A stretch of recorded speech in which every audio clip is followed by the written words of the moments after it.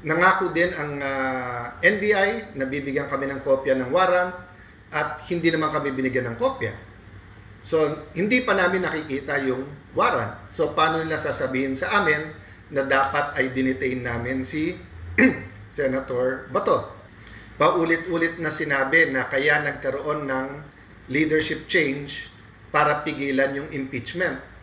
Pero nakita nyo naman po, Wednesday night, nung nakuha natin yung articles of impeachment, kahit na may kaguluhan sa Senate, tinapos po natin.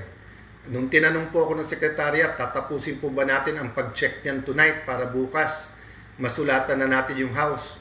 So let's say when we're addressing corruption, hindi lang yung investigasyon at pagkaso nun, pero yung values, may integrity ba ang sistema, may integrity ba, may value ba ang tao na wag magnakaw. So far po, kamusta ang inyong weekend, Facebook family? So it's been an action-packed week.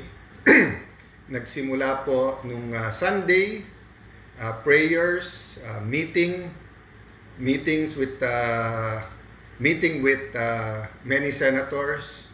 We went to sleep just expecting a ordinary day nung Monday. Then to God's grace and mercy, I got a call Sunday morning.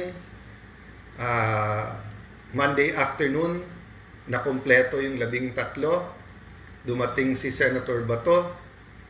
And only to God's grace and mercy, nagpalit ng liderato sa Senado. Then of course, tumuloy-tuloy na.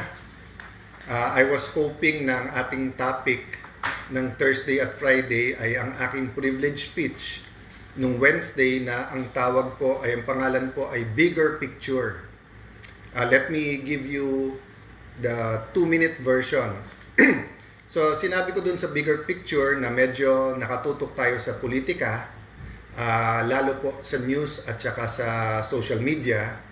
Pero ang ordinaryong Pilipino, hindi lang siyempre political yung lens.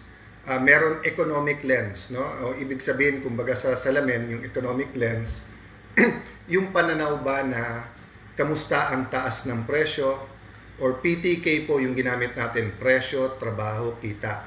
Kamusta ang presyo? Abot kaya ba? Or pataas ng pataas?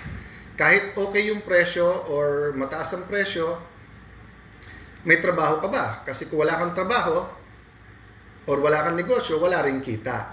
At syempre, dinagdag din po natin yung issue ng corruption. Pinag-usapan din po natin doon na yung spiritual lens o yung sinasabi po natin morality and values.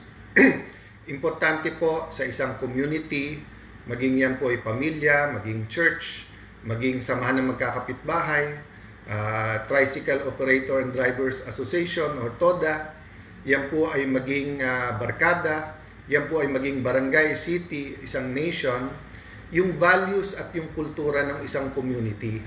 At pinag-usapan po natin doon na pag pinag-usapan natin ay kultura, meron tinatawag na 7 spheres or mountains, no?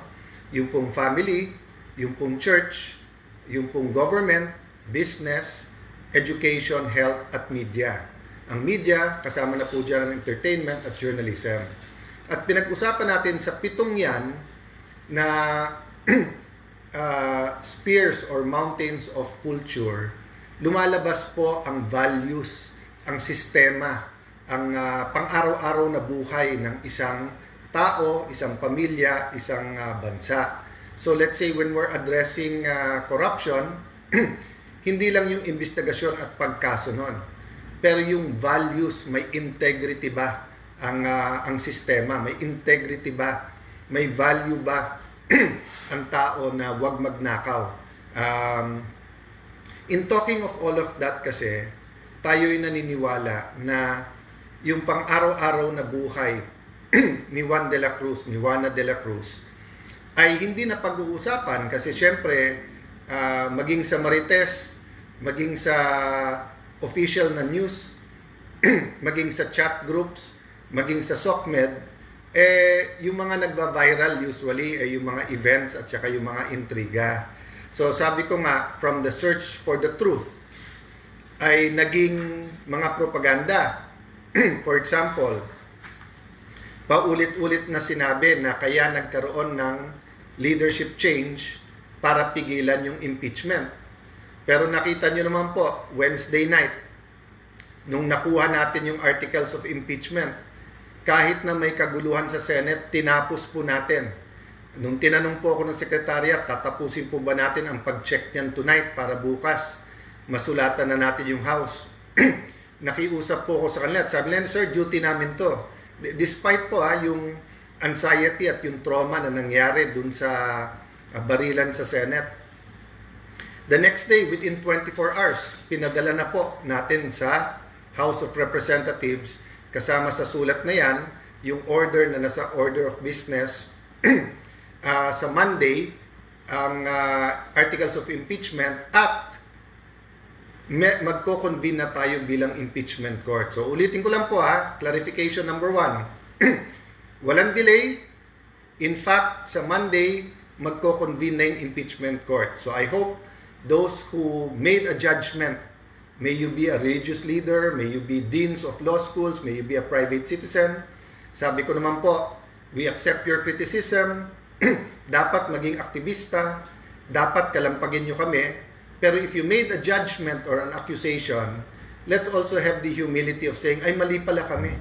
Kasi kita nyo naman pala ho, hindi totoo at propaganda lang at paninira sa bagong majority na yung impeachment ang main reason na pagpapalit, di ba? Marami tayong pag-uusapan kung bakit pinalitan ang majority, kasama dyan yung direction. Tingin ko po hindi natututukan ng husto yung present crisis ng ating bansa. Fuel price crisis, crisis po sa energy, crisis po sa trust sa gobyerno. And I'm not talking about the administration alone. Trust in the legislature, in the House, the Senate, trust sa ating traditional media, trust sa social media, trust sa ating administrasyon, trust sa impeachment process. Yung tiwala ba na may mga leader tayo na ginagawa nila ang lahat ng kaya nila para mapababa ang presyo or makontrol ang inflation, or that every student ay meron pong gamit at maganda po ang direksyon ng ating educational system para may trabaho kagad. O yung tiwala po sa PhilHealth sa nangyaring mga budget scandal, or tiwala po sa DOH na parating may problema sa bidding at sa supply ng bakuna at ng gamot. Tiwala ng ating OFWs ay nasa magandang kalagayan, or that we're doing everything for their safety and welfare. May maraming issues po yan safety and welfare. Okay. So, let me clarify a second thing before I go to the main topic. I'd like to clarify na agad-agad sinecure yung CCTV sa Senate. Marami pong theories, marami pong haka-haka, maraming nagpupush ng narrative, no? Isa sa unang sinabi sa akin ni Secretary Gilbert Remulla, ni Secretary John Vic Remulla, ay pagdating sa Senate, we will secure the Senate, we will make sure that everyone's safe. Sabi niya, Senate President, or kilala naman niya ako, so sabi niya, Alan, please make sure may access kami at na-secure yung CCTV. So as soon as I saw the Sergeant at Arms, sinabi ko na parating dito si Secretary Remulla, make sure that in front of them, makita nila yung CCTV, tapos may dalawang kopya. May kopya tayo, may kopya sila. Pangalawa ko sinabi po sa Sergeant at Arms, of course mabilis po to, so as far as I can recall, joint investigation to. Kailangan full transparency. Hindi pwede natin sabihin jurisdiction natin to, so tayo lang mag-iimbestiga. Klarong-klaro po yon na sinabi natin na to be transparent at naibigay ka agad to sa PNP at DILG.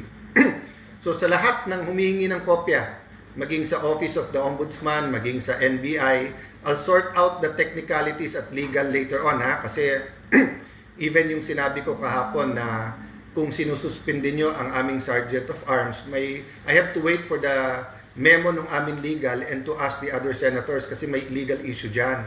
But ang sabi ko, to be fair, tandaan nyo na sa investigasyon, napaka-importante yung impartial. Kung walang credibility yung investigasyon, bali walang investigasyon. So, paano mag-iimbestiga ang NBI kung sila mismo ang iniimbestigahan? Di ba? Tandaan nyo po, paulit-ulit sinabi sa amin na wala sila sa aming premises at wala sila sa GSIS. Nangako din ang NBI na bibigyan kami ng kopya ng warrant at hindi naman kami binigyan ng kopya. So, hindi pa namin nakikita yung warrant. So, paano nila sasabihin sa amin na dapat ay dinitain namin si Senator Bato? Even assuming that we had the power to detain him. Number 3, they promised us an investigation dun sa mga nakipaghabulan na agents nila nung Monday. Hanggang ngayon, wala yon. But idadagdag ko lang, yesterday, sinabi po ng DOJ Secretary na alam nila ang pagkilos ng NBI nung Monday at Wednesday. So of course, that's the first time I heard na alam ng DOJ yung pagkilos. Then they announced mag-iimbestiga sila. Baliktad ata, you should be part of those being investigated. Kasi iniimbestigahan nga yung ginawa ng NBI. So kung alam nyo, ba't hindi kayo nagsalita? So, hindi yan ang topic ko ngayon hapon, but eto lang iwanan ko sa inyo. If you wanna be the good guys or you wanna be the bida, hindi pwedeng ikaw ay kontrabida. Okay? So, klaro yon. Hindi pwedeng sasabihin mo, mag-iimbestiga para malaman ang katotohanan, tapos ikaw pala yung dapat imbestigahan. That's precisely why I allowed the DILG and PNP, kasi hindi naman pwedeng Senate lang ang mag-iimbestiga. Dapat malaman din nila. But, one point lang, no, may napanood ako, I hope that wasn't AI. I know that reporter or news anchor sa isang radio station, tinanong niya si General Aberin, isang kilalang general with integrity na sa labas, tinanong na, Sir, kung ito ay isang residence at may warrant of arrest ka, sigurado, pinasok nyo na yung residence na yon. Hindi nga department ng gobyerno ang Senado. Ito ay isang branch of government. There are 3 branches of government. Executive, legislative, and judicial. Sige nga, subukan nyo na armado kayo, pumunta kayo sa DOJ, tapos paalisin kayo ng Lunes. Sabihin nyo, wala kayong agent doon. Balikan nyo ng Wednesday na meron kayo, tactical gear kayo at may dala kayong mahabang barel. Tignan po natin kung masaserve nyo basta doon sa loob o kung yung marshals nila ay kikilos. Or pumunta kayo na Malacanang. Huwag nyo na sabihin presidente, sabihin nyo may isang official sa Malacanang na magsaserve kayo ng warrant. Sa Malacanang gawin, hindi kayo mag-coordinate sa Office of the Executive Secretary or sa PSG. Tignan natin kung hindi magkaputukan doon o hindi magkaroon ng warning shot, di ba? So, let's not confuse the public. Di ba? So, kung halimbawa yung isang senador who should act like an ordinary citizen, let's say, umorder ng pansit, yung uunahan niya sa restaurant or sa kalenderya ang isang ordinary citizen, yun, valid sabihin yun na porque senador ka, uunahin ka. Hindi ba dapat just like an ordinary citizen, nakapila ka? Pwedeng sasabihin mo mag-serve ka ng warrant of arrest sa loob ng Senado, sasabihin mo this is like a private residence. Kunting aral-aral naman. Napakabigat ng implication sa publiko kung tuturuan natin sila ng mali. It seems like an ordinary question, pero mabigat tong question na to, no? Same thing, kung sasabihin mo na, ba't ka magpapaputok dyan? Warning shot ba, ganyan? This is not an ordinary police situation in the street. We were on high alert the whole day. Wednesday, nakipaghabulan sa senador. We are a branch of government. And I'm not protecting any senator here. We're protecting the integrity of the Senate, the integrity of our Philippine Constitution. This is not about men or women or politics. This is about laws. It is about our democracy. It is about our Constitution. Okay? So, my main complaint yesterday was that from the search for the truth, parang naging PR campaign. PR meaning public relations. Parang may narrative, counter-narrative, para bang rumble sa college na wala nang pakialam kung sino tama at mali. Basta't kung brad mo yon, doon ka nakakampi. So para bang may two sides of the narrative, and then bahala na si Batman. Basta't ang importante, yung narrative namin. Hindi po.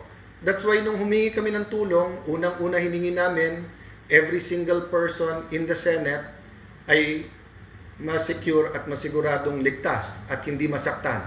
Including of course the Senate media na tinutukan talaga yung mga nangyayari doon. Ang problema, parating pa lang si Secretary John Vic at saka ang NCR ang NCRPO na sa labas, but ang Chief PNP may nagsasabi na stage to. So meron ng narrative. And then may counter-narrative na. I did not give in to a counter-narrative.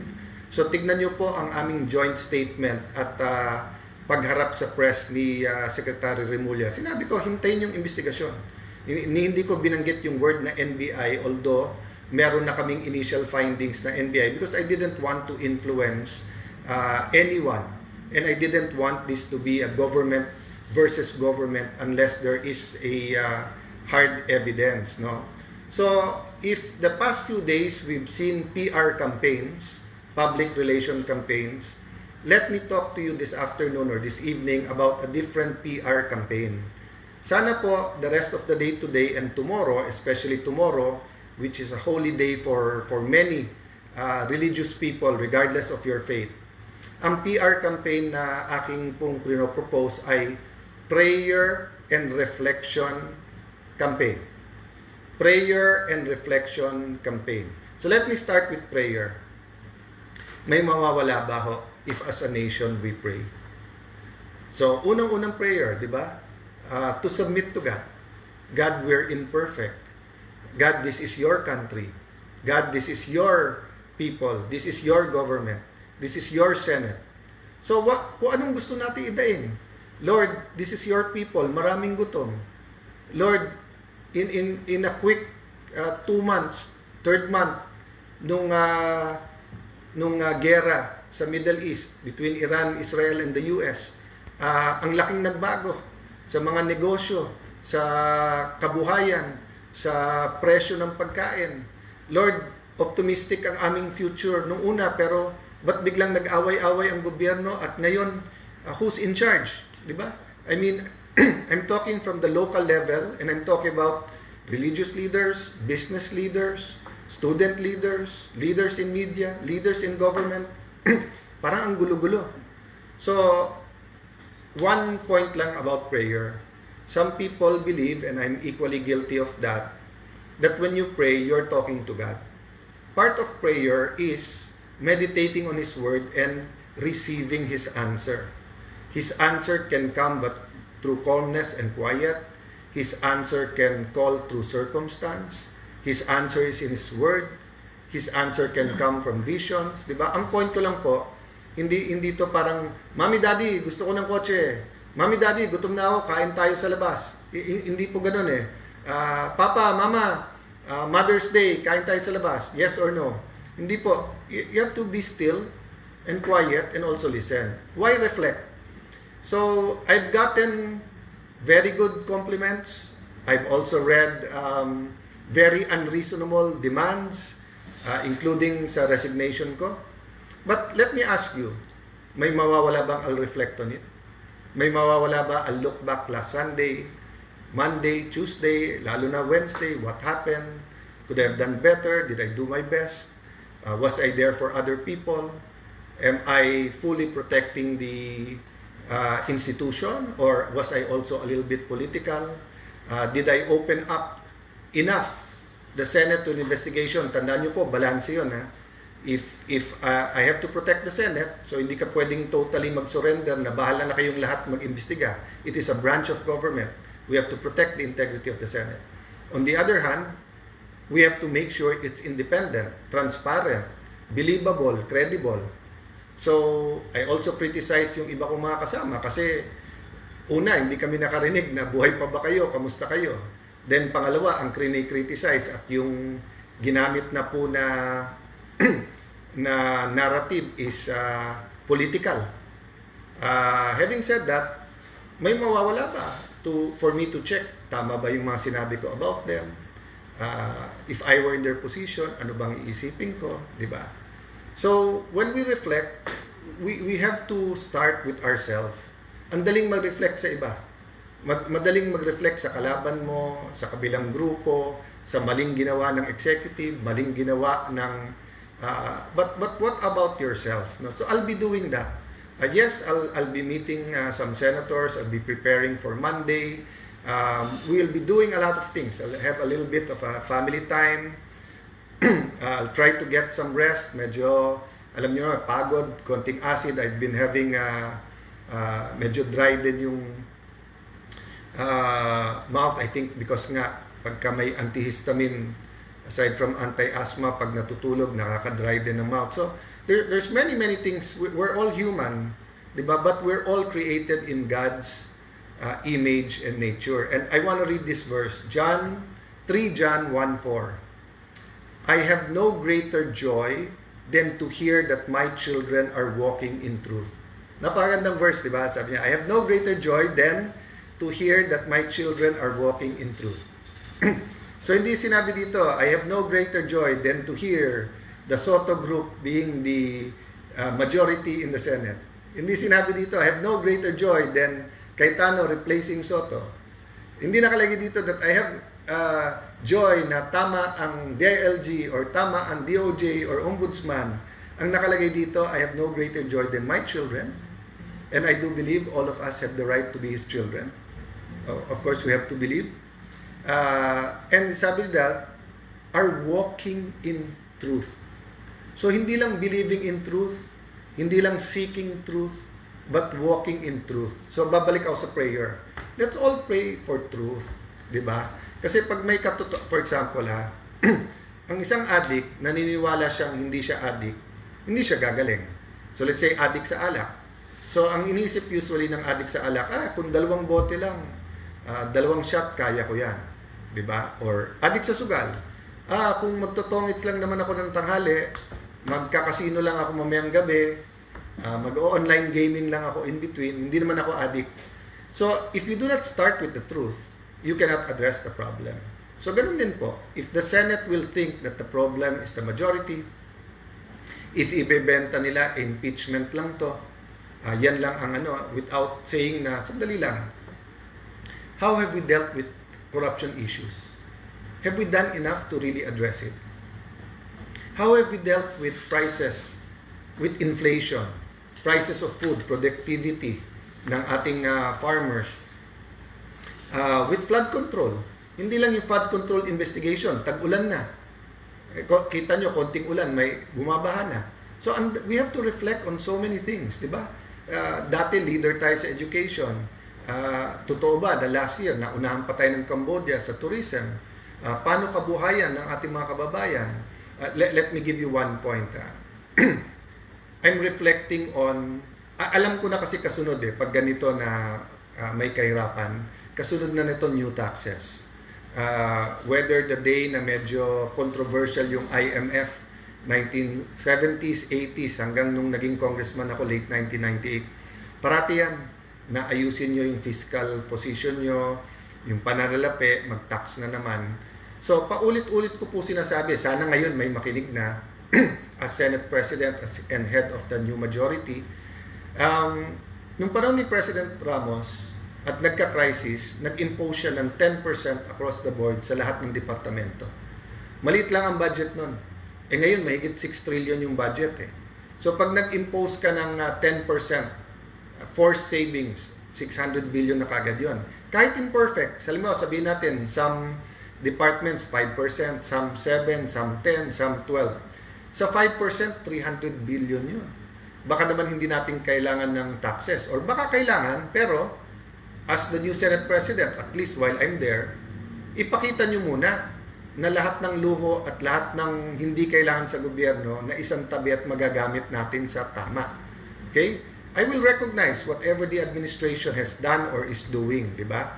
But there's so much we can do. And we're only talking about the 2026 budget. Tandaan nyo, may pera pa from the 2025 budget. O yung ibang nirealign for the crisis, ma-report kung nasaan yan. So just an example, no, that as I reflect, di ba? So I also have to reflect kasi kung what we're going to do today, what we're going to do tomorrow, what will next week, next month, next year look to each and every Filipino. So guys, thank you for spending time with me today. Ulitin-ulit yung verse. Sabi ng Panginoon, I have no greater joy than to hear that my children are walking in truth. So sana po, magkalaban man tayo sa politika, magkaiba man ang opinion natin, we can start looking at each other as lahat anak ng Diyos.